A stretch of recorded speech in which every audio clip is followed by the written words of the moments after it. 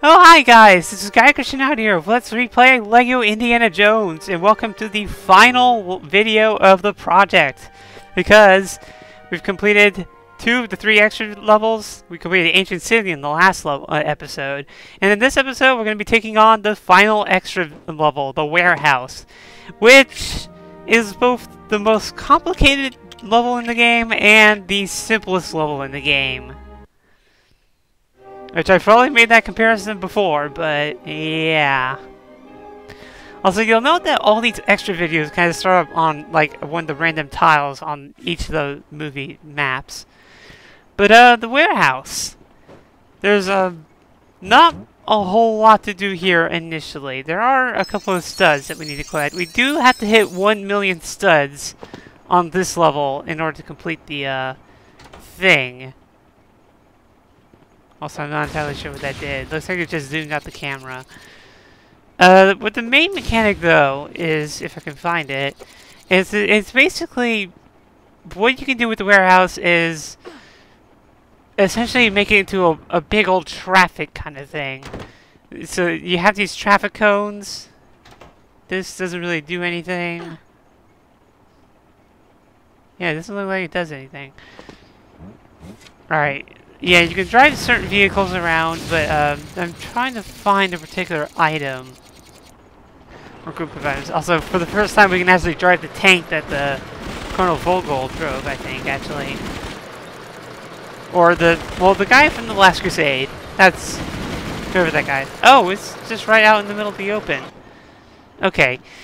So the main gimmick about this level is that you'll find these little items here, and if you put them on any of these green tiles, it'll produce a road of sorts. And you can see there's like a straightaway, there's a U-turn kind of tile that we can put right here. And you can always push these around so you can like redirect them if it doesn't suit your fancy. Oh, that didn't connect like I thought it was going to. Oh well.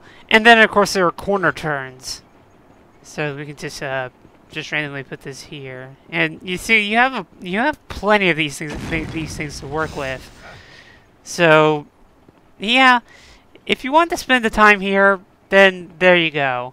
I mean, I'm sure you can get quite a bit of enjoyment out of this level if you like have it with like another friend or something. But all in all, this is kind of just a gimme kind of level, well, gimmick kind of level.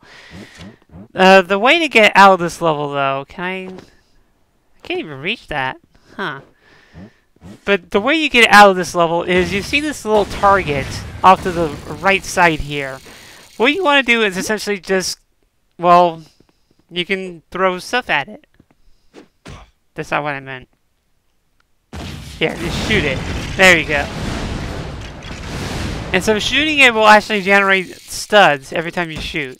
And I should probably be careful about where my partner is. And in order to get out of the level, all you really have to do is just fire at this thing until it hits 1 million studs. That's the only surefire way of getting out of this level, except for just quitting. We're not quitters. Also, I forgot Satipa was in the way again. Now, something that may have been apparent after I exited the Ancient City, but as far as the Ancient City and warehouse are concerned, the million studs that you collect do not carry over into your actual stash. So you won't, like, if you're sitting at 2 million studs like I am right now, and you complete the Ancient City, you're not going to have 3 million studs. That's just how it works. It does not count. It's just, it's a time trial. That's all that it really is. Yeah, we're almost there. Yeah, this level, because there's really not much I can really show. There we go. So, what am I going to do with the rest of this video? Because we're only 4.5 minutes in. And, yeah, see, like, we only hit, like, we barely hit 4 minutes. Or almost hit 4 minutes. What I'm going to do for the rest of this video is I'm going to show off the rest of the college. Because we've only seen a couple of rooms in this place, and it's a good idea to fully explore the college because you truly get the extent of what's in it. And there are no other exits to the artifact room, so we can just go ahead and start by just leaving this area. Also I realized, yeah, something also to note, when you play the Ancient City and Warehouse, it disables your score multiplier so you can't cheat, so you have to turn them back on when you re-enter the area. But anyways, let's start with this little pathway here, the top right room. It leads to the courtyard. Now, the courtyard in itself is completely useless. There's nothing to do here. There are a couple of plants that you can destroy, but that's about it. But the thing to note is this room all the way in the back here,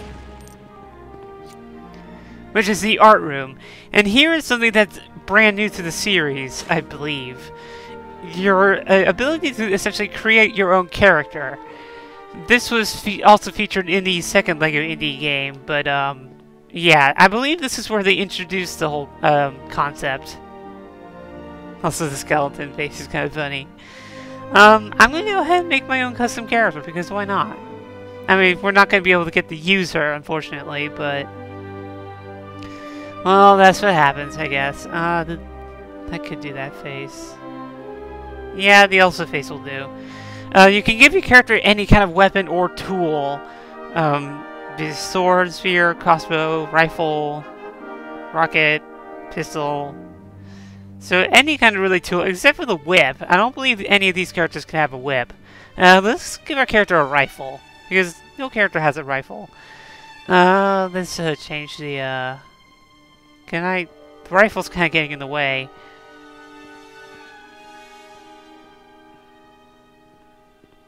I guess the green could work. And, yeah, let's go ahead and call her, something other than Stranger 1. Is there a way to get rid of this? Okay, there we go.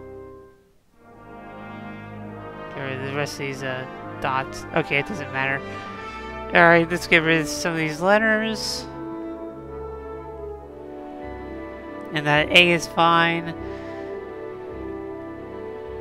Doesn't appear to be able to do lowercase though. Oh, here we go. I. Here, let's go ahead and change that to a regular A. There we go. Get another A, and then find the G. And there we go. Say hello to Gaia. Also, there's a weird gap with the I, but nothing I can really do about that. And when you complete a character, you get the achievement, hey, you call him Dr. Jones. So, again, another achievement thing to do. And either of those characters can be accessible during free play mode for any level. And they operate basically however you make them. There's some cool little, you know, artworks in the back there, but we don't really care about those. Nothing really to care about anymore. But anyways, let's continue our little grand tour of the Barnett College. We've already seen the Pulsar room, and we've already seen Indy's office, so let's go into this room here, which is the theater. With the theater, you're able to basically see any of the cutscenes that you've witnessed over the course of the game, from, you know, young Indy to the Lost Temple to, you know, the intro, mid-tro, the endings of the movies, etc., etc. And this area is the classroom. Here you can put in cheat codes that will basically unlock certain things like invincibility or all the characters or, you know, all sorts of different nonsense. At this point, there's really no need to really use that, so we don't really care about that. And honestly, why would you cheat in a LEGO game? I mean, come on. And of course, we have our library. And you know what? I think I'm just gonna go ahead and buy the rest of the characters, or at least there's one or two characters that we should care about. I bought the British officer to save my game one time, but the last two characters, Fedora is unlocked by completing young Indy. He's a unique character, and yeah. So you get the evil Indy dude. And for getting all the Star Wars characters, you unlock the final of the characters, Han Solo. So we can finally answer the question of who shot first. But yeah, they literally stripped Han Solo straight from Lego Star Wars and put them in this game after you've acquired all 5 of the Star Wars characters. And I'm wondering if he's gonna pop up in the area anyway soon. You know what? There is something I could do. Let's go into a level and actually show off Han Solo, because he is slightly different from the rest of the characters. So let's go ahead and go to a quick free play and pick him. And I could pick Aya, but I'm gonna pick Han Solo.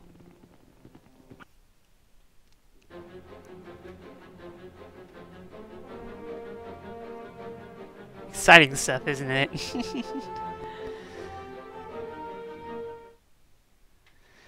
But yeah, Han Solo. I believe he has unique animations to this game, but basically, he has a pistol. Also, I love that smile. But his pistol is actually a blaster rifle, which is about as effective as a normal gun in this game. But you get the aesthetic from the original Star Wars game, so it's a neat little touch.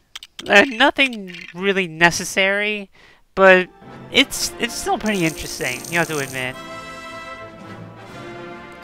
But anyways, I'm gonna go ahead and end off the video by returning to the theater and see if I can get one of those credit scenes to roll.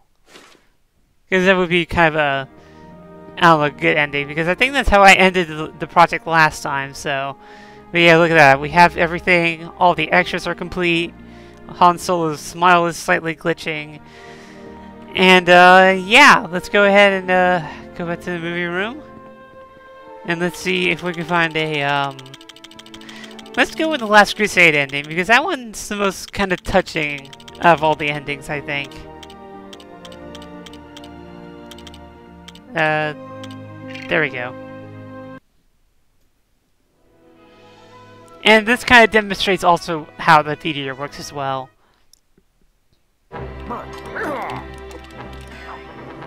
Yeah, once more, senior... old, spry, energetic, produce forces planning bad things.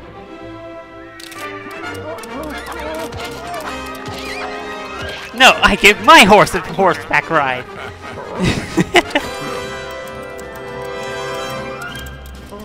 And once more we see them ride off into the sunset.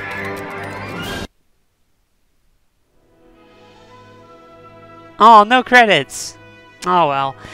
Well, I'll just end it here. So this is Garkitch9, this has been Let's Replay LEGO Indiana Jones. I hope you've enjoyed this redo of this lovely game. Go get it. It's a fun time. And you find plenty of stuff to do here. I'll see you guys later.